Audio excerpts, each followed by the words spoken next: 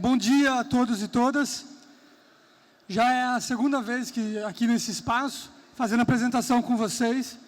Sou Iderley Colombini, sou economista pelo DIEESE, na subseção do Sindipetro NF.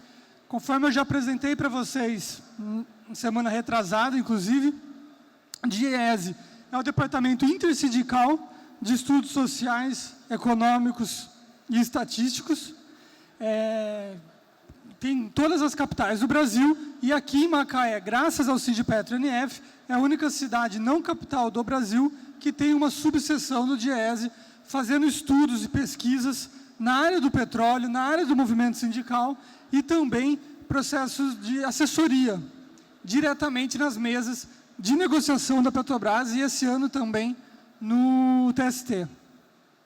Nas últimas duas apresentações, eu tentei mostrar para vocês um pouco mais como que está ocorrendo uma mudança na empresa, como está ocorrendo uma mudança na Petrobras, principalmente no que condiz a distribuição, como é gerada a riqueza e como ela é distribuída pelos trabalhadores e pelos acionistas, através de lucros e de outros processos. Então, tentei mostrar para vocês, com dados, analisando a empresa, como está mudando essa gestão da gestão de valor da Petrobras. Hoje eu vou já fazer uma outra apresentação, tentando mostrar um pouco para vocês elementos mais macroestruturais que estão sendo mudados, alterados, tanto no setor petróleo do Brasil, como principalmente na Petrobras. Então, esse gráfico é um gráfico que eu gosto muito de mostrar e trabalhar, porque quando ele voltar, esse gráfico é o número de trabalhadores da Petrobras desde da sua fundação.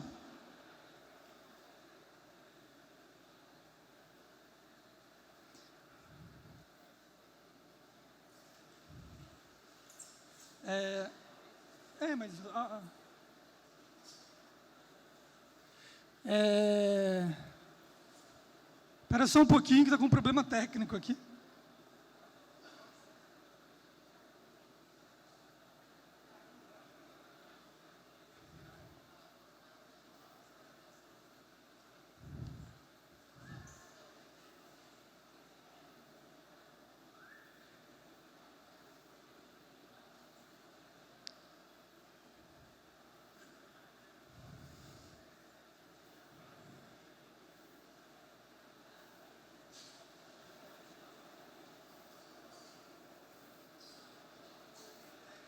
Um pequeno problema técnico que já está sendo resolvido. Isso, mais um. Pronto. Resolvido o problema. Tomar cuidado para não cair aqui. Esse gráfico eu gosto muito deles, que é o número de trabalhadores da Petrobras. Vamos lá, pessoal, vamos voltar aqui. Esse é o número de trabalhadores da Petrobras desde a fundação da empresa, em 1954. E eu gosto muito de mostrar esse gráfico, porque ele espelha muito a importância de vocês, trabalhadores, para a economia brasileira. Com o número de trabalhadores da Petrobras, eu consigo contar a história econômica do Brasil desde os anos de 1950.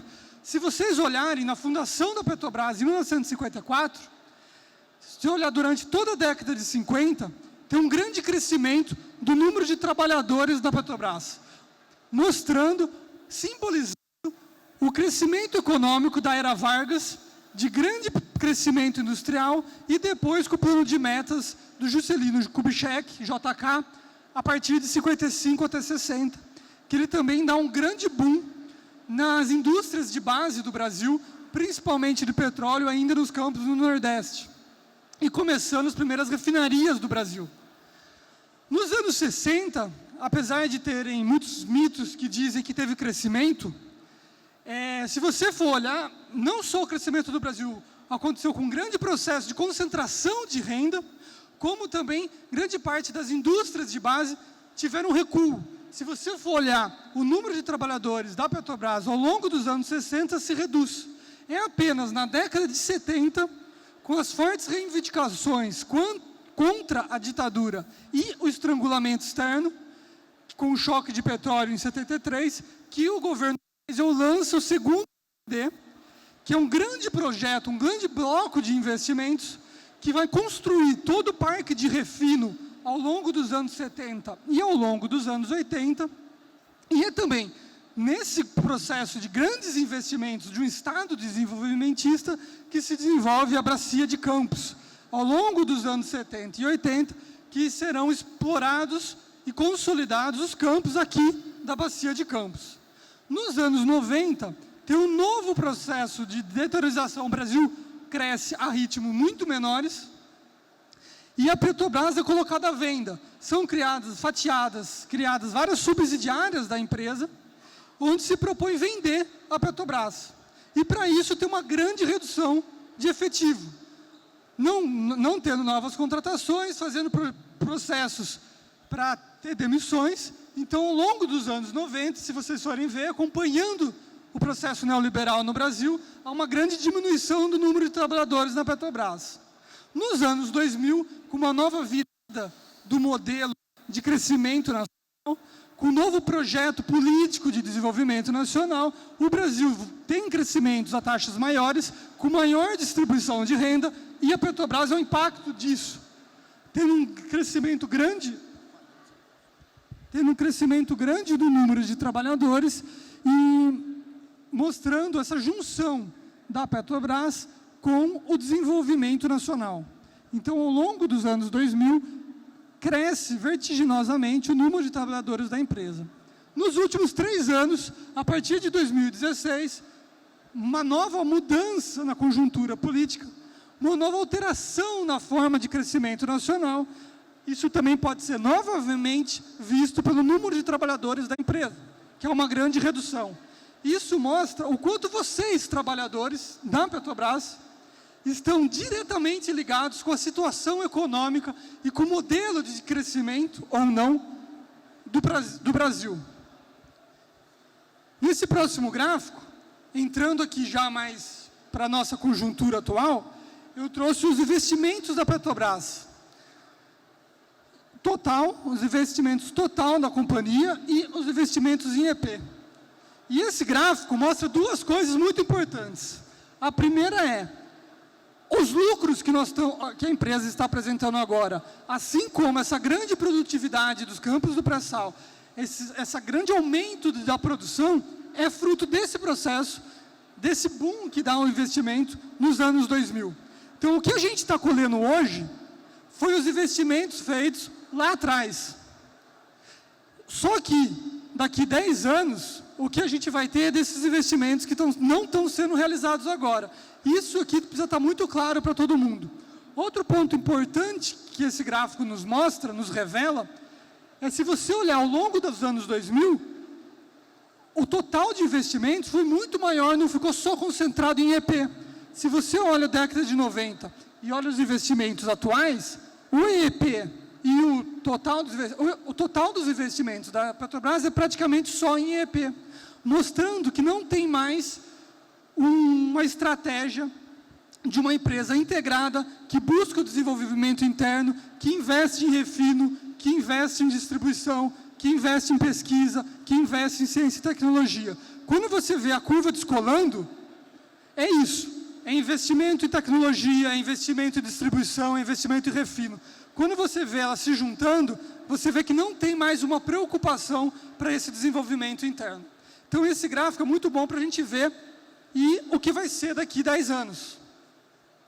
Só que essa mudança que teve, ela está junto com uma mudança institucional, não do setor petróleo, no Brasil. E essa mudança institucional começou lá em 2016. Se a gente for olhar, assim que tem a mudança política em maio de 2016, logo em seguida, então o senador José Serra, que depois vira ministro das Relações Exteriores do governo Temer, ele consegue emplacar a sua lei de quebra da Petrobras como operadora única do pré-sal. Isso ainda em 2016. Também no governo Temer é implantado o PPI, buscando a desestatização do país, ou seja, a privatização das várias empresas do Brasil. Outra política que também configura uma mudança institucional do setor petróleo nacional é com relação à política de conteúdo local. Em 2013, quando foi realizado o primeiro leilão de partilha durante ainda o governo Dilma, 62% da etapa de exploração era obrigatório ser com conteúdo local nacional, ou seja, as plataformas, as sondas que foram usadas eram obrigatórias a ser construídas por nós brasileiros, 62%. A partir de 2016, essa lei muda e hoje é só 18%. E nas fases seguintes, antes era 76% e agora é 25%. Como eu vou mostrar aqui, com a grande entrada das empresas internacionais e estrangeiras e com essa lei de conteúdo local, o sonho nosso de fazer com o petróleo, igual a Noruega fez, colando com o seu desenvolvimento, esse sonho vai por água abaixo. Não tem mais obrigatoriedade nenhuma das nossas tecnologias, das nossas plataformas, dos nossos navio-tanques serem produzidos aqui dentro, gerando empregos e fomentando a nossa indústria. Com o fim dessa lei do conteúdo local, acaba um dos grandes mecanismos de vínculo entre o petróleo e o desenvolvimento nacional. Também a partir de 2017, explode a rodada das leilões e se inicia e se fortalece a privatização da Petrobras. Então agora, eu vou aqui mostrar para vocês como é que está esse quadro de leilões que estão sendo realizados nos últimos 3 anos e como que já está avançado a privatização da empresa que vocês trabalham, a Petrobras. Esse quadro é uma linha do tempo que eu construí com as rodadas de leilão. Então, se você vê o pré-sal, durante todos os anos 2000, só teve uma rodada em 2013. Assim que muda a lei de quebra da Petrobras como operadora única, já em 2017, tem 2 rodadas do pré-sal, do modelo de partilha. Em 2018, mais 2 rodadas. E em 2019, vai ter sessão onerosa e mais uma rodada. Em 3 anos, se colocar a sessão onerosa juntos, a gente vai ter 5 rodadas de leilão em 3 anos. E eu vou mostrar para vocês quem está comprando esses leilões, quem está entrando no Brasil depois que foi quebrado a Petrobras como operadora única. Esse quadro que eu fiz, ele sintetiza 5 rodadas do modelo de partilha. Esse quadro, ele sintetiza as 5 rodadas do pré-sal que já ocorreram. Se você for olhar, do total de petróleo que a ANP estima que existam nesses campos, a Petrobras ficou com apenas 25%. Se você for ver, a Shell já está com 15%. Se você for somar as companhias norte-americanas dos leilões do pré-sal, elas já têm 35%. Ou seja, 3 companhias norte-americanas já têm mais pré-sal leiloado do que a Petrobras. Se você colocar a British Petroleum, se você colocar as inglesas, se você colocar a norueguesa da Equinor, é isso. O Brasil, com os 4 rodadas de leilões em 2 anos, abriu mão de ser um player majoritário no pré-sal e passou principalmente para as inglesas e para as norte-americanas. Indo na contramão, se for, pode ver a QPI, que é uma empresa do Catar, é uma empresa estatal do Catar, está comprando o petróleo do pré-sal. As grandes operadoras no mundo, como as estatais dos outros países, estão expandindo, estão crescendo para os outros países, mesmo elas tendo petróleo, como é o caso do Catar. O Brasil, a Petrobras, indo na contramão da geopolítica mundial, não só ela se concentra no seu país, como nem no seu país ela está se concentrando, entrando muito pouco nas rodadas do leilão. Se vocês, além do pré-sal, também foi acelerado o processo de leilões dos pós-sal, da área de concessão, do modelo de concessão. Aqui na Bacia de Campos, esses leilões são muito sensíveis, principalmente o que é chamado na franja do pré-sal, que é aqueles blocos exploratórios que ficam localizados, encostados no polígono, na área que a ANP determinou do pré-sal.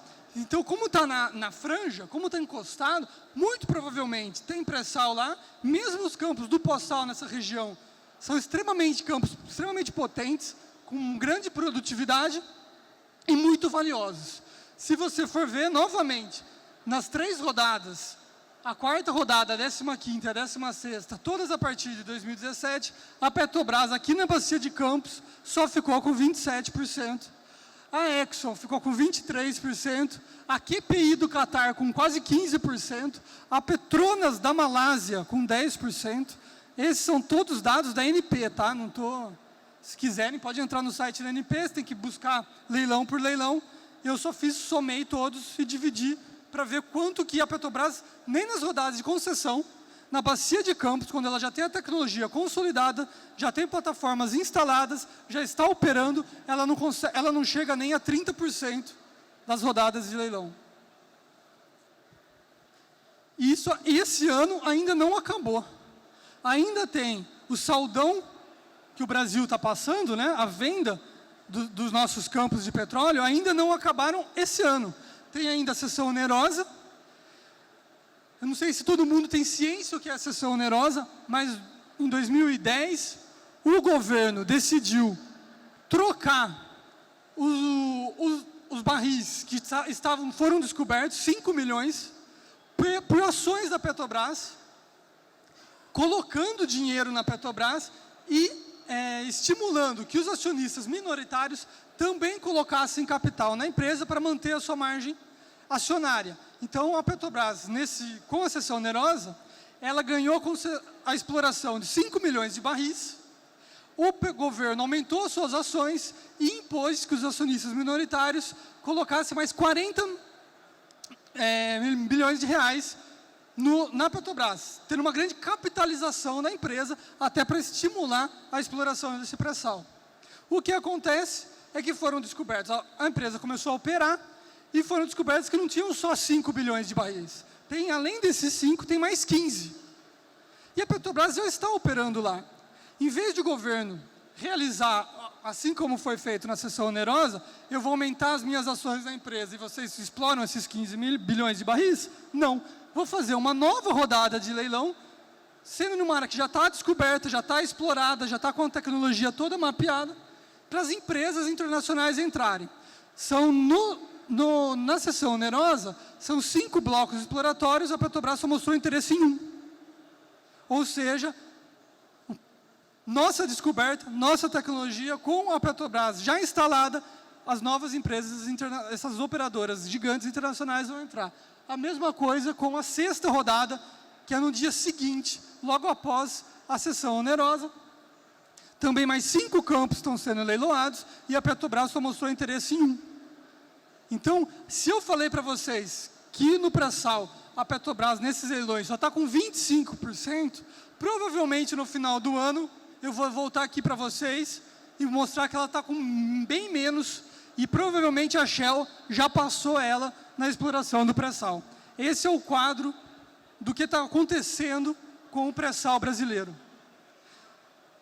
E agora, além dos leilões, temos também os quadros das privatizações da Petrobras. Quem pensa que a Petrobras ainda não está sendo privatizada, só no governo Temer, em 2 anos e meio de governo Temer, ele privatizou 17,6 bilhões de dólares. E aqui eu trago vários campos maduros, quase todos os campos terrestres, várias termoelétricas, toda a cadeia produtiva do petróleo foi sendo desarticulada e foi sendo desmembrada em 2 anos e meio. Por favor. Se isso já é chocante, a gente pode ver no governo Bolsonaro, em apenas 9 meses, ele já privatizou mais de 15 bilhões de dólares. Ou seja, em 9 meses, ele já praticamente igualou a privatização do Temer em 2 anos e meio, que também foi muito acelerada. E, como ele vai dividindo, nós nem nos tomamos conta. Foi privatizada a TAG, que é toda a rede de tubulação de gás natural do Nordeste, e estrategicamente é uma opção de venda que não faz sentido se você pensa na estratégia da empresa. Porque como o pré-sal produz muito gás junto, vem com muita pressão, tem muito gás, esse gás precisa, para continuar a produção do petróleo, o gás precisa ser escoado, o gás precisa ser comercializado. Então a Petrobras, para produzir o pré-sal, o petróleo, precisa escoar o seu gás. E precisa utilizar as tubulações da TAG para levar para o Nordeste. O que acontece é que ela vendeu para a Engie. Agora a Petrobras vai ter que pagar aluguel pela TAG, que era dela, para comercializar o gás natural que ela é obrigada a produzir para conseguir o pré-sal. Não satisfeita, ela também vendeu a BR por 8 milhões. Ela perdeu a controladoria, o controle da distribuição dos derivados no Brasil, vendendo ações. Ela não vendeu o controle, ela só vendeu 30% das suas ações e perdeu o controle da empresa, se tornando a única empresa, das 20 maiores empresas de petróleo no mundo, ela é a única que não tem mais o controle da distribuição dos derivados no seu país. Eu mostrei para vocês que a Petronas está entrando aqui, que a QPI da Qatar está entrando aqui. Essas empresas do Oriente Médio têm o controle da distribuição no seu próprio país. Nós, o Brasil, não temos mais uma estatal que controla a nossa distribuição. Isso em 9 meses. Só que não acabou. Ainda, nesse momento, tem 29 ativos que estão à venda da Petrobras pelo governo Bolsonaro. Então, 8 refinarias, sendo 4 delas já em estágio avançado de venda, vários campos de petróleo maduro do pós-sal estão à venda, novas distribuidoras, então toda a cadeia do pré-sal, toda a cadeia do petróleo que tinha sido construída em torno da Petrobras está sendo desmantelada. E como a gente pode ver aqui, até concluir esse governo, se nada for feito, provavelmente será desmantelada. E agora, para concluir, eu queria mostrar como a privatização também chegou aqui na Bacia de Campos. Como a Bacia de Campos também já foi privatizada e vai ser ainda mais privatizada. Em 2017, o governo Temer vendeu 7 sondas que atuavam aqui na Bacia de Campos. Vendeu o campo de Roncador para a norueguesa, vendeu parte do campo de Marlim para a chinesa, vendeu os campos, os polos de Anchova, vendeu o polo de Badejo. Então tem vários campos, que eu não estou conseguindo ler aqui, mas já foram vendidos vários campos. O polo de Anchova foi comprado pela Trident. A Trident, se vocês não conhecerem, não se assustem, é uma empresa fundada em 2017, que só tem atuação na Guiné Equatorial. Ela foi fundada, essa Trident, por um grande fundo de private equity. Private equity são fundos de investimento especializados em comprar as empresas que estão com dívida. Eles compram essas empresas baratas, reestruturam suas empresas e vendem. E também montam empresas para comprar essas empresas. Eles montaram em 2017 essa Trident, tem exploração na Guiné Equatorial e agora aqui na Bacia de Campos. A Perenco também comprou vários campos e já está, inclusive, começando a sua operação. E agora também já está anunciado à venda vários campos do polo de Garopa. Então isso é a situação, só o que está acontecendo na Bacia de Campos. Provavelmente a Petrobras vai ficar ainda mais alguns anos nos campos de Roncador e Marlim, que ela confirmou continuada de investimentos, está se desfazendo de todos os outros campos. Como eu mostrei para vocês nas rodadas de leilão de concessão, ela está entrando com algo em torno de 20%. Então, a Bacia de Campos, daqui 10, 15 anos, não, vai ser outra bacia. Esse auditório provavelmente não estará cheio, a não ser que convidemos Petronas, Exxon e QPI do Catar para se juntar nessa assembleia. A bacia de Campos, nos próximos 10, 15 anos, vai ser predominantemente de operadoras estrangeiras, a não ser que esse processo seja interrompido e consiga se alterar para voltar a ter uma empresa colada com o desenvolvimento nacional. É um pouco essa mensagem que eu queria passar aqui na apresentação de hoje. Muito obrigado a todos e boa assembleia.